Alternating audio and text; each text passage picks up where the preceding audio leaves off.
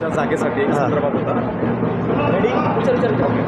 भाऊ, काल अजितदादा गटाचे आमदार निलेश लंके आलेले होते आणि त्यांनी धुळे शहर विधानसभेची जागा ही अजित पवार गटालाच मिळणार आणि आमचा उमेदवार तय झालेला आहे अशा प्रकारची भावना। अजून विधानसभेला 1 वर्ष आहे, 1 वर्ष बाकी आहे, तोपर्यंत या गोष्टी चालणार आहे। मागणी करणं म्हणजे काय वाईट आहे का? प्रत्येक पक्षाला आम्ही 3 पक्ष, आमचा परिवार मोठा झालेला आहे, आमचा संसार मोठा आहे, त्याच्यामुळे आता प्रत्येकाला वाटतं, प्रत्येकाला अपेक्षा आहे आणि मागणं करणं गैर काय? त्याला मागणी करू द्या ना।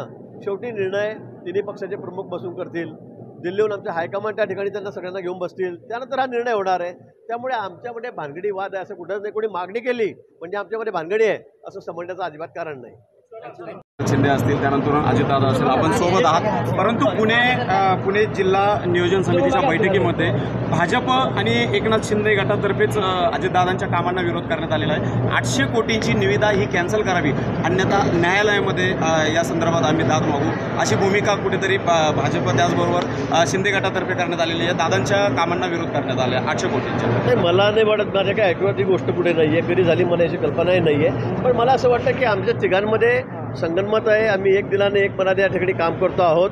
कुठला एखादा विषय असेल त्यात कमी झाला असेल, जास्त झाला असेल, व्हायला पाहिजे नको व्हायला मतमतांतर असू शकतात, पण आम्ही एक दिलाने या ठिकाणी काम करतो आहोत। आमचं लक्ष आता येणारी 2024ची लोकसभा आहे। आम्हाला या लोकसभेमध्ये 100% यश महाराष्ट्रातून हे भारतीय जनता पक्ष मित्रपक्षांना द्यायचं आहे। मोदीजींना पुन्हा प्रधानमंत्री करण्यासाठी महाराष्ट्र 100% जागा मोदीजींच्या पारड्यामध्ये टाकणार आहे, एवढं मला माहिती आहे। खासदारांना ते 2 टर्म खासदार आहेत, त्यांना रिपीट करणार नाही, त्यांना राज्यसभेत संधी देईल शक्यतोवर, तर अशी एक माहिती समोर येते। काय काय नवीनच माहिती तुमच्याकडून ती मला मिळालेली आहे।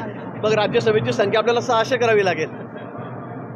पण असं कुठेही निकष नाही आहेत, अजून असं कुठेही ठरलेलं नाही आहे। हे मीडियामधूनच गोष्टी बाहेर येतात की 2 टर्म झाली, म्हणजे तुम्ही बाबांकडे बघून म्हणताय का 2 टर्म झाली म्हणून? असा कुठलाही निर्णय झालेला नाही। भाऊ, काय सांगाल, आज अक्कलपाडा पाणी पुरवठा योजनेचं या ठिकाणी लोकार्पण होत आहे। धुळे शहराची लोकसंख्या 6 लाखाच्या वर आहे आज, परंतु या ठिकाणी पाण्याचं खूप मोठं दुर्भिक्ष होतं, पिण्याच्या पाण्याचं, आणि जवळजवळ 10-10 दिवसांनी 15-15 दिवसांनी शहरामध्ये पाणी येत होतं आणि म्हणून धुळेकर कमारीचे त्रस्त झालेले होते। पण आपल्याला आठवत असेल मेडिकल कॅम्प या ठिकाणी होता आणि त्यावेळेला माननीय देवेंद्रजी मुख्यमंत्री असताना या ठिकाणी आलेले होते, मी या ठिकाणी होतो, आणि त्यावेळेला बाबा या ठिकाणी खासदार आहेत, अनुभव या ठिकाणी आहेत, जयकुमार, त्यांनी मागणी केली होती की या शहरासाठी पिण्याचा प्रश्न कायमस्वरूपी मिटवावा आपण, आणि त्यावेळेला घोषणा झाली। अक्कलपाडा धरणावरून जवळपास 150 कोटी रुपये त्यावेळेला मंजूर करण्यात आले आणि पाणी पुरवठा योजना त्यावेळेला सुरू झाली, पण तो अक्कलपाडा धरणाचंही काम संथगतीने चाललेलं होतं। त्याच वेळेला आम्ही 300 कोटी एकरकमी या धरणाला आपण दिले। खासदार आपले बाबा त्यावेळेला त्यांची त्या ठिकाणी प्रमुख मागणी होती आणि म्हणून एकरकमी पैसे आपण या धरणाला दिले। प्रधानमंत्री कृषी सिंचाई योजनेमध्ये याचा समावेश केला आणि म्हणून धरणही पूर्ण झालं 2 वर्षात, 3 वर्षामध्ये। गेल्या 40 वर्षापासून ते प्रलंबित होतं आणि आज त्या धुळे शहराला आपण जवळपास 170 कोटी रुपये देऊन ही पाणी पुरवठा योजना पूर्ण केलेली आहे।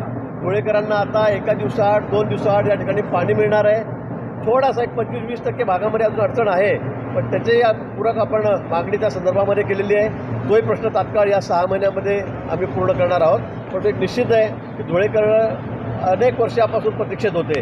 धुळे म्हटलं म्हणजे पाण्याचं दुर्भिक्ष असं चित्र सगळ्या महाराष्ट्रभर होतं, आज ते दूर झालेलं आहे आणि अतिशय स्वच्छ पाणी, अतिशय क्लीन पाणी, मिनरल वॉटर धुळेकरांना आता आम्ही 1 दिवसाआड 2 दिवसाआड त्या ठिकाणी पिण्यासाठी देणार आहोत। 20 कोटी रुपये पाणी योजनासाठी दिले, 154 आणि 170, तरी धुळे महानगरपालिका रोज पाणी देऊ शकत नाही। नाही, रोज कोणाला अपेक्षाही नाही आहे 1 दिवसाआड पाणी देणं किंवा 2 दिवसाआड पाणी देणं, यातही लोक खूप खुश असतात। मला असं वाटतं की आता अतिशय स्वच्छ पाणी, मिनरल वॉटर हे धुळेकरांना त्या दिवशी 1 दिवसाआड या ठिकाणी मिळणार आहे। मला वाटतं ते अतिशय पुरेसं आहे। रोज पाणी दिलं तर मला वाटतं त्याचाही अपव्यय होतं, असं माझ्या शहराचाही अनुभव आहे माझा। आम्ही रोज दिलं तर लोक वाटतात रोज देऊ नका पाणी, आम्हाला 1 दिवसाआड द्या।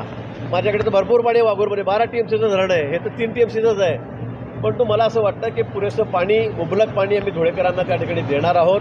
झाले थोडा वेळ झाला, उशीर झाला, परंतु आता अतिशय स्वच्छ आणि पुरेसं पाणी आम्ही धुळेकरांना या ठिकाणी देणार आहोत। टीका केली भाजपवरती की भाजपचा इतिहासाशी काहीही संबंध नाही, त्यांनी पंडित नेहरू किंवा महात्मा गांधी घडवलेले नाही आहेत, अशा प्रकारची टीका त्यांनी संजय राऊतांनी आपल्या भाजपवर केली। त्यांना महात्मा गांधींना मग कोणी उद्धव ठाकरेंनी घडवलं आहे का तर संजय राऊतांनी घडवलेलं आहे?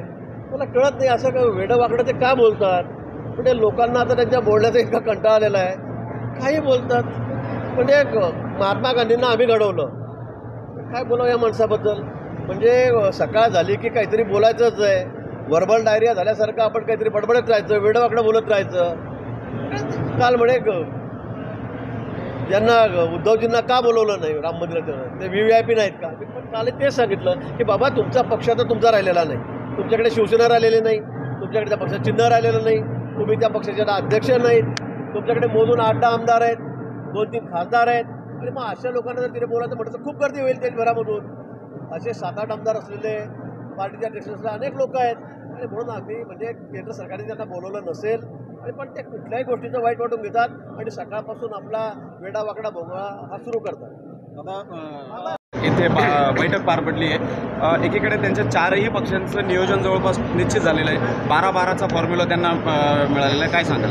माझ्या त्यांना शुभेच्छा आहेत. त्यांनी सगळ्यांनी एक व्हावं, त्यांनी चांगला फॉर्म्युला काढावा, त्यांनी सगळ्यांनी एक व्हावं आणि निवडणूक लढवावी.